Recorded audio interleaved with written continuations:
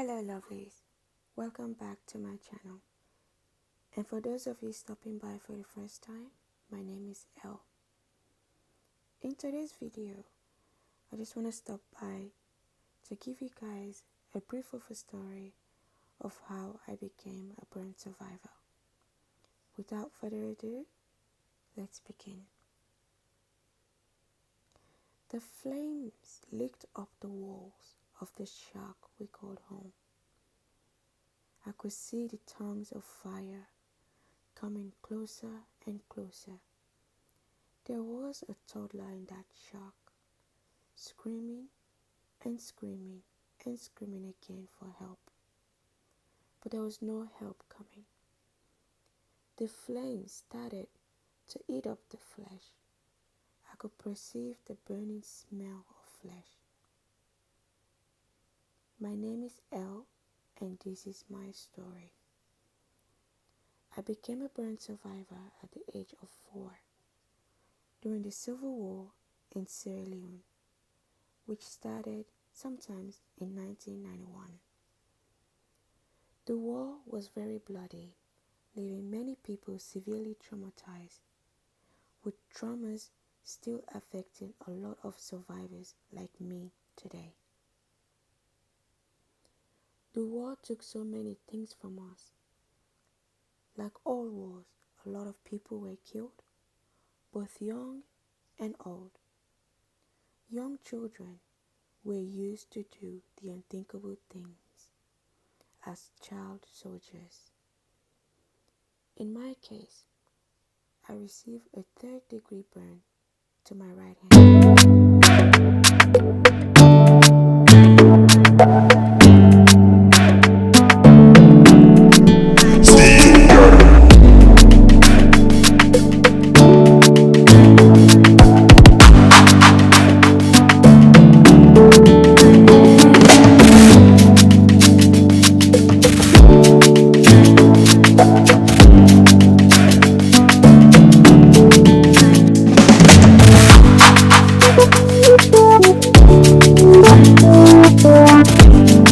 Some burns on my left hand and my ankle.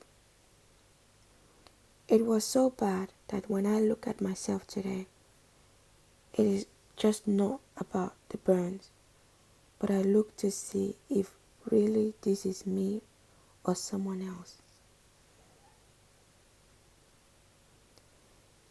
My house was attacked by the rebels. Soldiers who surrounded the house and poured kerosene around my house and set it on fire. I was sleeping inside the room, and my mother was outside at the back of the house hanging the washing, while my dad was at the farm. My mother had no idea that our house had been set ablaze. When she finally noticed the smoke and ran inside to look for me, she started screaming, but had to stop because if she continued and the soldiers heard her, they would come to kill us all. Meanwhile, as I was crying and trying to escape, my clothes caught the fire, and I was trying to remove the fire from my hand. And I remember, every time I would try to remove the fire, my skin was peeling off. However, I made it to the front door, and there I saw my mother.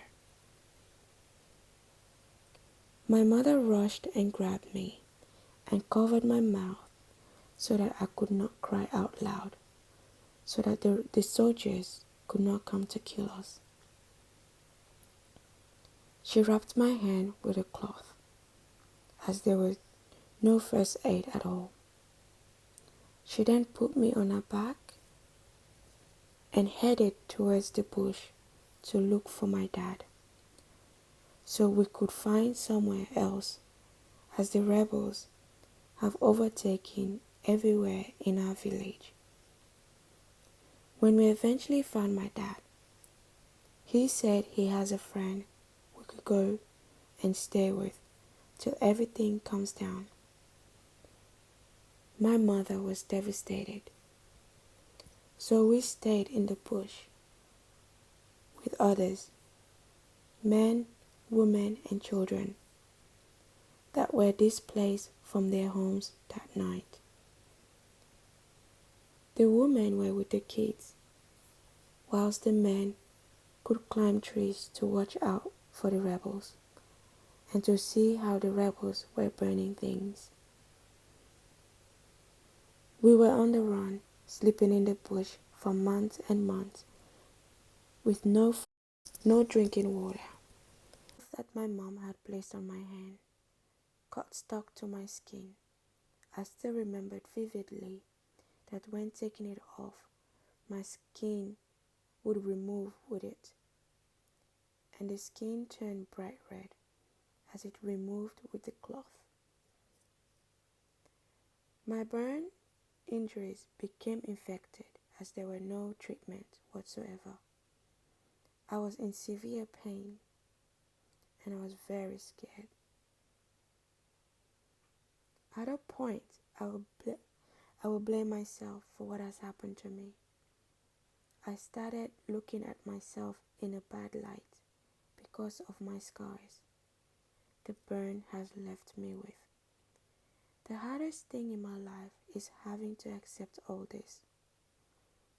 I have forgiven myself for what has happened, and now I am learning to love myself just as I am again.